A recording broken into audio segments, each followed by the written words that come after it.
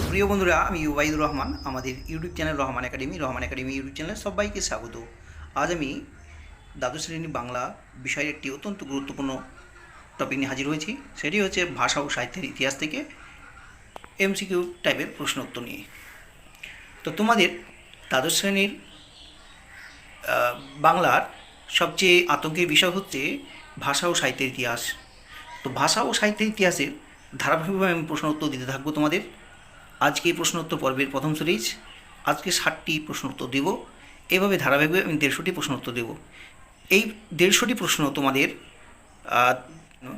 এই প্রশ্ন 2021, 22, 23 যারাই পরীক্ষা দেবে না কেন, এখানে অত্যন্ত কার্যকারী ভূমিকা পালন করবে এই প্রশ্ন উত্তরগুলি।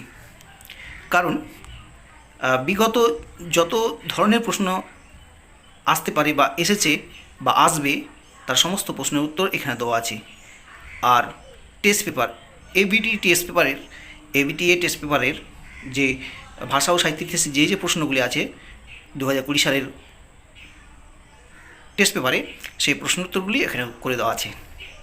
তো খুব খুশির খবর যে তোমাদের 2020 টেস্ট পেপার যদি কারো না থাকে, আর এই টেস্ট পেপারের যে কি মানে প্রশ্ন উত্তরগুলি তোমরা খুব সহজে তোমরা পেয়ে যাবে আজকের ভিডিওর মাধ্যমে। কারণ ভাষা ও সাহিত্যের ইতিহাসে বইটা অত্যন্ত জটিল এবং মোটা, তোমাদের পড়তে অনেকেরই বিরক্ত আসে। তাই তোমাদের পারলে একবার অন্তত বইটি পড়বে। কীভাবে পড়বে সেদিন আমি তোমাদেরকে একটা ভিডিওর মাধ্যমে দেখিয়ে দেবো। তো চলো কথা না বাড়িয়ে শুরু করা যাক আজকের ভাষা ও সাহিত্যের ইতিহাস থেকে 60 প্রশ্ন উত্তর। প্রথম প্রশ্ন, বাংলায় স্বরধ্বনির সংখ্যা 60টি। থিসরাস হল গ্রিক শব্দ। ভারতীয় চলচ্চিত্রের প্রথম তথ্যচিত্রকার হলেন হীরালাল সেন। পরের প্রশ্ন, অভিধানে পট শব্দের অর্থ চিত্র।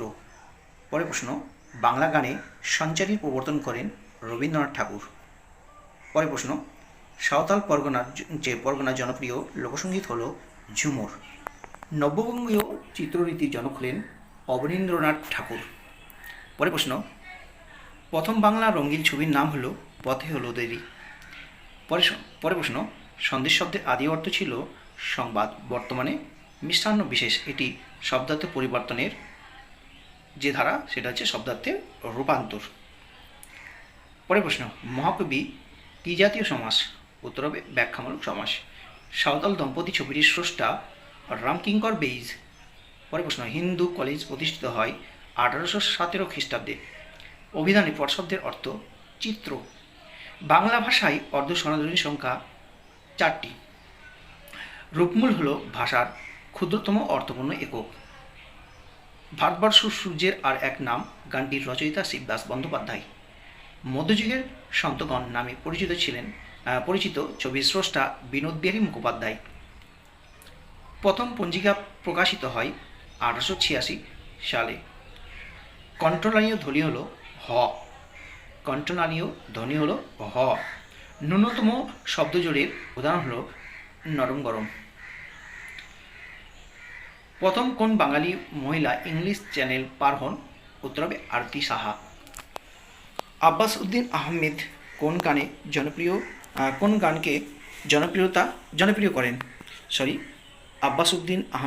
গানকে জনপ্রিয় করেন? উত্তর হবে ভাটিয়ালি।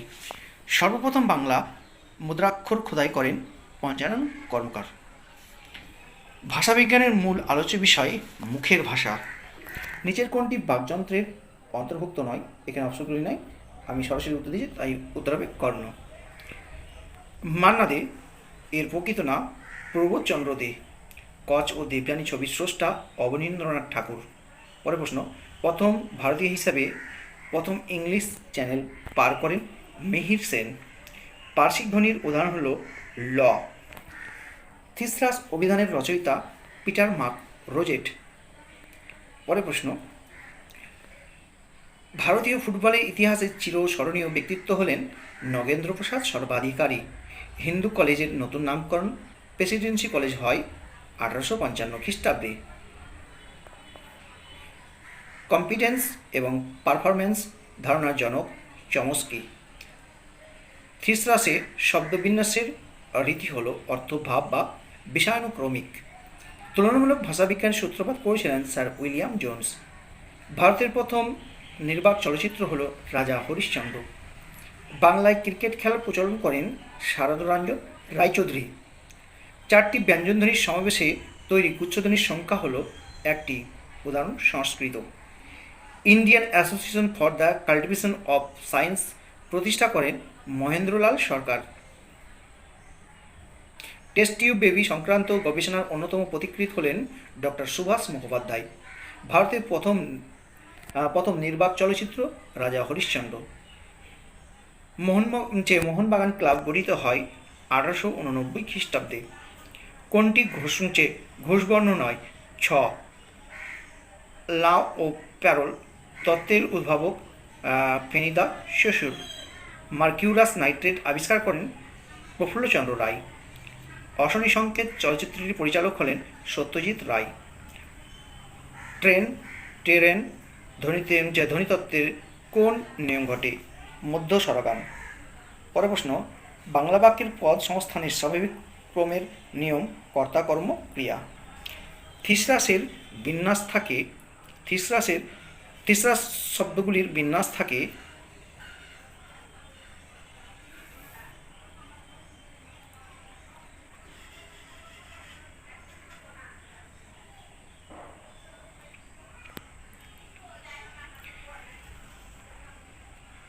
থিসরাসের শব্দগুলির বিন্যাস থাকে বর্ণনাক্রমিকভাবে।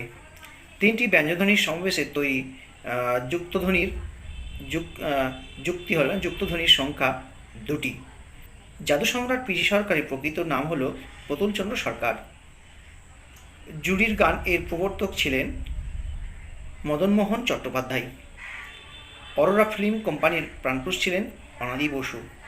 ব্যঞ্জনধ্বনির সঙ্গে ব্যঞ্জনধ্বনির সমাবেশে তৈরি হয় গুচ্ছধ্বনি ও যুক্তধ্বনি। থিসরাসের শব্দবিন্যাস থাকে অর্থভাব ও বিষয়ানুক্রমিক।